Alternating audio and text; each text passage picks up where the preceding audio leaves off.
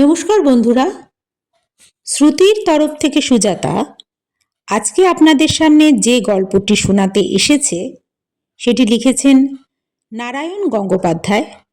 তবে চার মূর্তি নয়, প্যালারামের কিছু কাণ্ড কারখানা।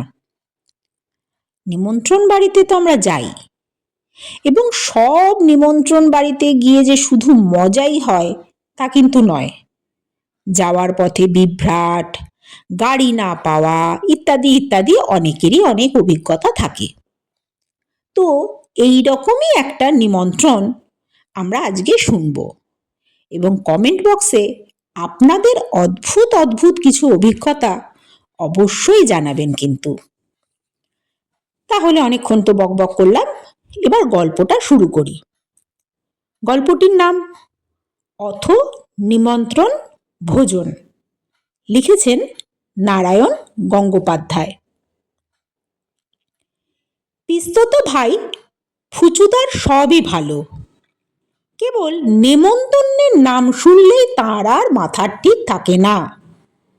দিব্যি আছেন ভদ্রলোক, খাচ্ছেন দাচ্ছেন বাঁশি বাজাচ্ছেন, কোনো ঝামেলা নেই। এমন সময় হঠাৎ শুনতে পেলেন রাঘব মুকুজ্জের বাপের শ্রাদ্ধের নেমন্তন্ন করে গেছে। সঙ্গে সঙ্গে ফুচুদার ভাবান্তর। দুদিন আগে থেকে খাওয়া কমিয়ে দিলেন, তারপর শুরু করে দিলেন ডন আর বৈঠকি।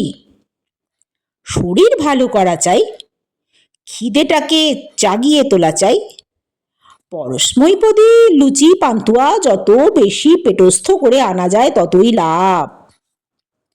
বর্ণনাটা শুনে মনে হতে পারে লোকটি ইয়া তাগড়া জোয়ান, বুকের ছাতি বুঝি 52 ইঞ্চি। কিন্তু ভুল, একদম ভুল। আমি শ্রীমান প্যালারাম বাড়ুজ্জে, প্যালা জ্বরে ভুগি, বাসক পাতার রস আর চিরতা খেয়ে প্রাণটাকে ধরে রেখেছি। সুতরাং যারা আমাকে দেখেও নি কোনোদিন, তারাও নিশ্চয়ই বুঝতে পেরেছ আমার চেহারাটা কীরকম। কিন্তু বললে বিশ্বাস করবে না, সেই আমি স্বয়ং শ্রীরাম প্যালারাম ঠ্যাং মেরে ফুচুদাকে চিৎপটাং করে দিতে পারি। অর্থাৎ ফুচুদা রোগা একেবারে প্যাঁকাটির মতন, ঝাঁকড়া চুলওয়ালা মাথাটি দেখতে একটা খেজুর গাছের আগার মতন, আর পিলেতে ঠাসা পেটটা দেখলে মনে হয় কোন দিন সেটা বেলুন হয়ে ভদ্রলোককে আকাশে উড়িয়ে নিয়ে যাবে। এই তো চেহারা, কিন্তু আহারের ক্ষমতাটি অসাধারণ। অত বড় পিলের সাম্রাজ্য পেটে নিয়ে লোকটা লুচি মন্ডাগুলো যে কোথায় রাখে, এ একটা গুরুতর ভাবনার বিষয় বটে। ক্লাসে অঙ্কের পরীক্ষায় আমি প্রায়শই গোল্লা খাই, তবু অনেক চিন্তা করে আমার মনে হয়েছে ফুচুদার পেটের পরিধি নির্ধারণ করার চাইতে স্কোয়ার রিটের অঙ্ক কষাও অনেক সোজা। তো এই ভদ্রলোকের পাল্লায় পড়ে একবার একটি নিমন্ত্রণ রক্ষা করতে গিয়েছিলাম। জীবনে অনেক দুঃখই ভুলেছি, এমনকি গত বছর খেলার মাঠে কাটা ঘুড়ির পেছনে ছুটবার সময় একটা নেড়ি কুকুর যে আমার বড় সাধের নতুন অ্যালবার্ট জুতো জোড়া আমসত্ত্ব ভেবে চিবিয়ে খেয়েছিল, তা পর্যন্ত ভুলে যেতে রাজি আছি। কিন্তু ফুচুদার সঙ্গে নিমন্ত্রণ রক্ষা করতে গিয়ে যে সাংঘাতিক দাগা পেয়েছিলাম, মরে গেলেও সে আমি ভুলব না। থাকি মফস্বল শহর দিনাজপুরে, পড়ি জেলা স্কুলে। এমন সময় আমাদের দুই ভাইয়ের পৈতে হলো। আমি প্যালা আর আমার মেজদা নেলা। কানে বেল কাটার ফুটো নিয়ে নাকে টিপে প্রাণায়াম করি আর পঞ্জিকা খুলে খুলে খুঁজি কবে সায়ং সন্ধ্যা নাস্তি। আমাদের ভেতরে যাদের পৈতে হয়েছে তারা নিশ্চয়ই জানো, এই সময় ব্রাহ্মণদের দামটা কী রকম বেড়ে যায়। পাড়ার বুড়িদের যত ফলদানের ব্রত, সে তো আমাদের বাধা। দ্বাদশ ব্রাহ্মণ ভোজনেও আমাদের ডাক পড়বেই। বেশ সুখেই ছিলাম, একদম সন্দেহ নেই। আমাদের এক আত্মীয় আছেন, তার নাম শ্যামানন্দ চৌধুরী, থাকেন দিনাজপুরের পরের স্টেশন বিরলে। সেখানে যেন তার একটা কিসের ব্যবসা আছে। হঠাৎ শ্যামানন্দ বাবুর শখ হলো তিনি তার বাবার বাৎসরিক শ্রাদ্ধে কয়েকজন ব্রাহ্মণ ভোজন করাবেন। বিরল জায়গাটি ছোট, একটি বাজার, কয়েকটি দোকান এবং একটি থানা। অনেক কুড়িয়ে খুঁজেও 9 জনের বেশি ব্রাহ্মণের সন্ধান পাওয়া গেল না। সুতরাং শ্যামানন্দ বাবু দিনাজপুরে এলেন বাকি 3 জন ব্রাহ্মণের খোঁজে। আর জোগাড় করলেন কাকে? বলো দেখিনি। আমি বেলা, মেজদা নেলা আর পিস্তত ভাই ফুচুদাকে। সেদিন বিকেলেই দেখলাম উঠোনে দাঁড়িয়ে ফুচুদা প্রাণপণে মুগুর ভাজছেন। সে একখানা দেখবার মতন জিনিস। পাড়ার যত কাক সেদিন সে ব্যাপার দেখে ক্যাঁ ক্যাঁ করতে করতে মাইল 3 দূরে পালিয়ে গেল। বেগুন ক্ষেতে বাঁশের মাথায় কেলেহারি দেখলেও মনে হয় তারা এত ভয় পায় না। পরদিন সকাল থেকেই নামলো মুষলধারে বৃষ্টি। সারা বছরেও মনে হয় কোনোদিন এমন বিপাক্ষা বৃষ্টি নামেনি। আকাশের চৌবাচাটা কি করেছে সেদিনকে ফুটো হয়ে গেছিল কে জানে। হরহর হরহর করে জল যে পড়তে লাগলো তার আর বিরাম নেই।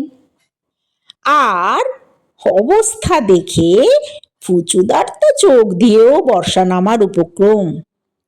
আহা, বিরলের কই বিখ্যাত মাছ, তার 3টেতে 1 সের।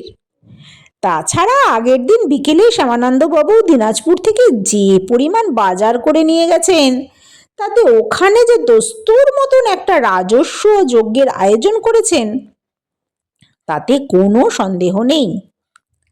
কিন্তু যা বৃষ্টি, স্টেশনে যাওয়া তো অনেক দূরের কথা, বাড়ি থেকে বেরোনোও সম্ভব নয়। শুধু ফুচুদা কেন, আমাদের মনটাও খারাপ হয়ে গেছিল।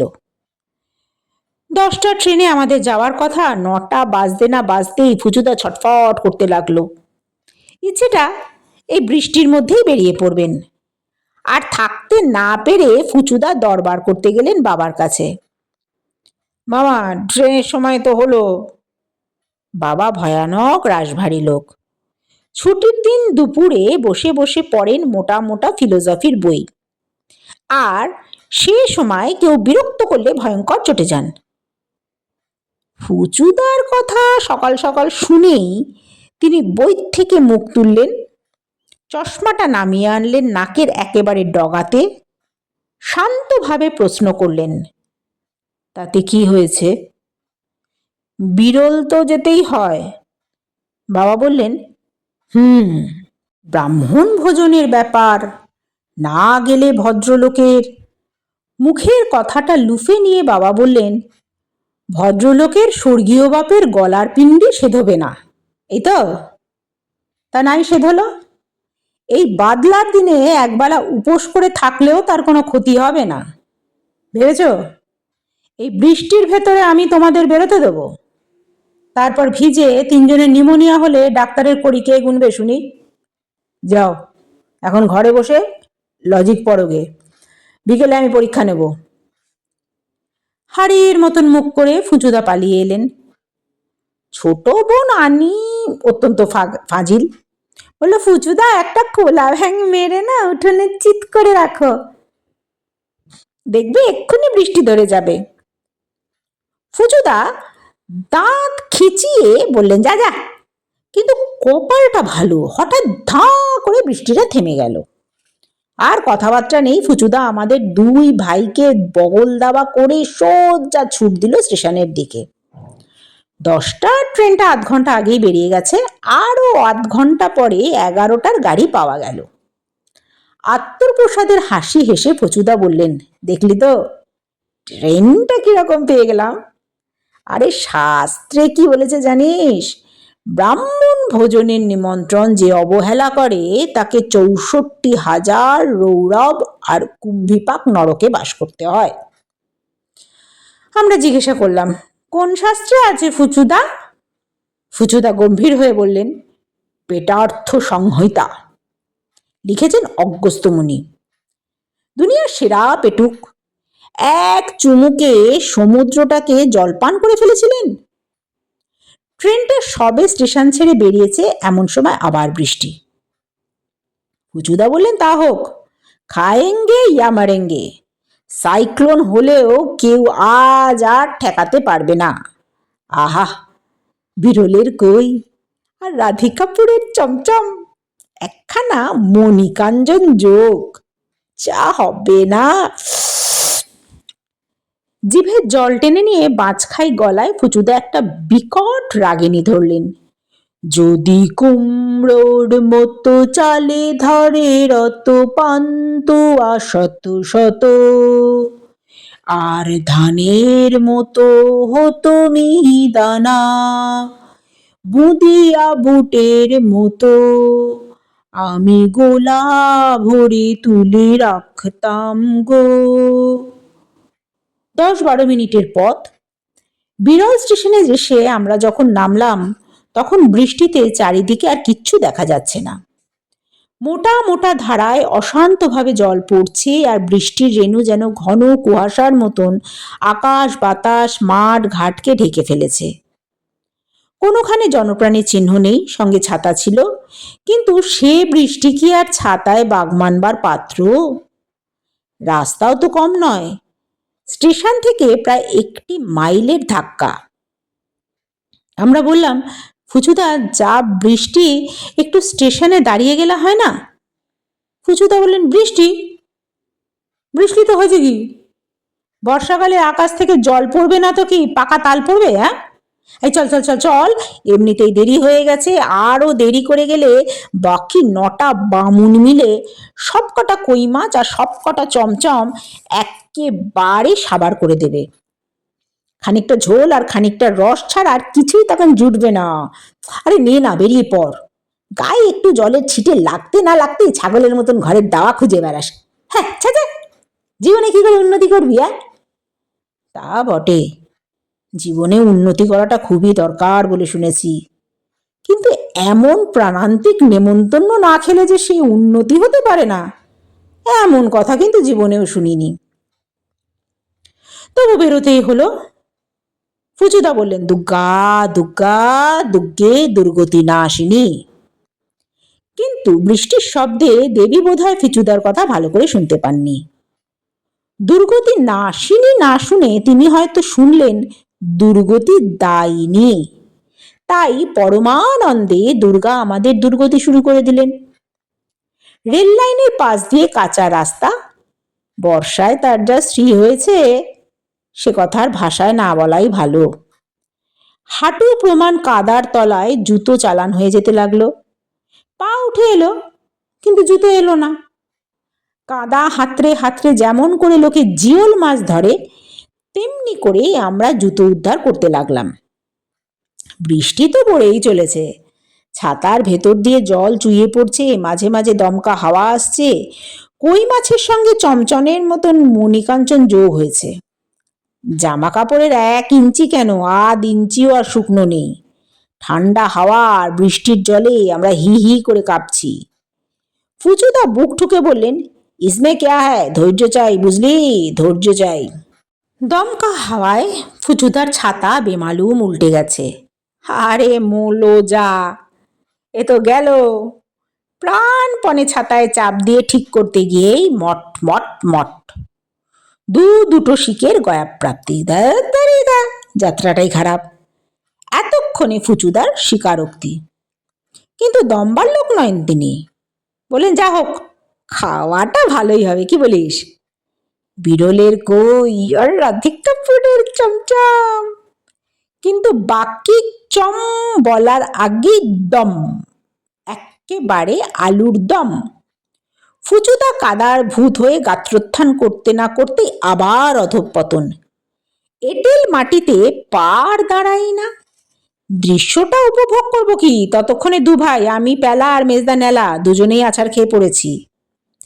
5 মিনিট ধস্তাধস্তির পর 3 জনে যখন উঠে দাঁড়াতে পারলাম, তখন কেউই আর কাউকে চিনতে পারছে না, নিজেরাই নিজেদের দিকে শুধু তাকিয়ে আছি।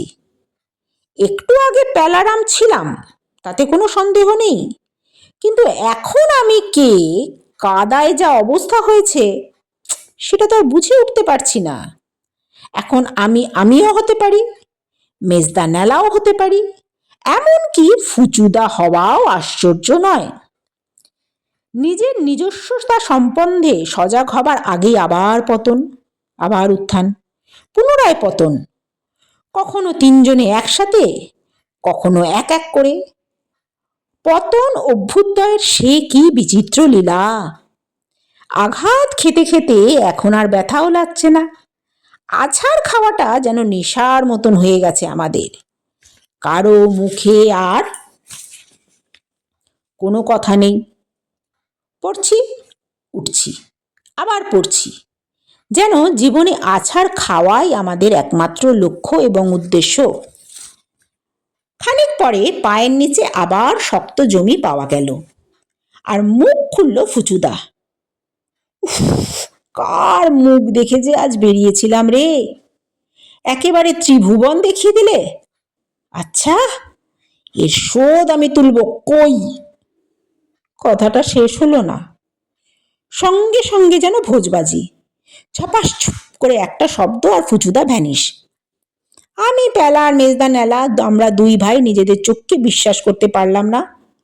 সত্যি ফুচুদা নেই, কোথাও নেই। রাস্তার পাশে একটা ছোট্ট নালা দিয়ে বর্ষার জল যাচ্ছে, শুধু তার উপরে একটা ছাতার বাট দেখা যাচ্ছে। আর স্থলে জলে অন্তরিক্ষে কেউ কোথাও নেই, ফুচুদা একেবারে হাওয়া। আরে ভুতুরে কাণ্ড নাকি! আমরা দুই ভাই প্রাণপণে চেঁচিয়ে উঠলাম, ও ফুচুদা! নালার জলে বিরাট আলোড়ন। ওরে বাবা, কুমির উঠছে নাকি! নালা ভয় নেই, কুমির নয়, ফুচুদা উঠে এলেন। বৃষ্টির জলে যেটুকু বাকি ছিল, নালার জল তা শেষ করে দিয়েছে। গা বোঝাই পাক, ঘাড়ে মাথায় এক রাশ পচা পাতা, নাকে মুখে ব্যাঙাচি নৃত্য। হাহা, ফুচুদা সে কি রূপ খুলেছে, মরি মরি। ফুচুদা হাঁপাতে হাঁপাতে বললেন, এক পাটি জুতো গেল। অনেক ডুবে ডুবে খুঁজলাম, বেটাকে কোথাও পাওয়া গেল না। না, কপালটাই খারাপ। তবু সব পথের শেষ আছে, আমাদেরও শেষ হলো।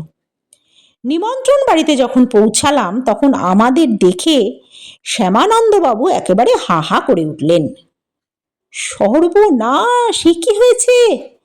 এসো এসো, এসে এক্ষুনি জামা কাপড় ছেড়ে নাও। আমি যা ভাবছিলাম ঠিক তাই। তোমরা যে এত দূর থেকে এসেছো। আচ্ছা, তোমরা ভাবছো এত দুঃখের পর খাওয়াটা বোধহয় খুব ভালোই জমলো না। কিন্তু হায় রে, তাহলে কি আর আমার এই গল্প লেখার দরকার ছিল? দুর্গা দুর্গতি ডাইনি কি কুক্ষণেই যে ফুচুদার প্রার্থনায় কর্ণপাত করেছিলেন, হে যাত্রায় তিনি আমাদের ভুলবেনই না। কই মাছের গামলাটা সবে আমাদের বারান্দার দিকে আসছে, আর সেদিকে তাকিয়ে জলজল করে উঠছে ফুচুদার চোখ। এমন সময়, আরে দূর দূর দূর, মার মার কাট কাট, শ্যামানন্দবাবু চেঁচিয়ে উঠলেন। কিন্তু তার আগেই যা হওয়ার সব হয়ে গেছে। কোত্থেকে একটা ঘিয়ে ভাজা কুত্তা তাক করে লাফিয়ে উঠেছে বারান্দায়। নতুন ব্রাহ্মণ, সবে পৈত হয়েছে। সঙ্গে সঙ্গে পাতা ছেড়ে আমরা উঠে পড়লাম। খাওয়ার পর্ব ওইখানে ইতি। কই মাছের গামলা আবার অন্যদিকে ফিরে গেল। শ্যামানন্দবাবু হায় হায় করতে লাগলেন। কিন্তু ফুচুদার বুকের মধ্যে যে আগুন জ্বলছে, তাকে নেভাবে কে? ধন্যবাদ। শুনলেন আজকের গল্প। কেমন লাগলো তো অবশ্যই জানাবেন। তার সাথে নিজেদের নিমন্ত্রণের অভিজ্ঞতাও অবশ্যই লিখবেন। দেখা হচ্ছে আবার আগামী উপস্থাপনায়।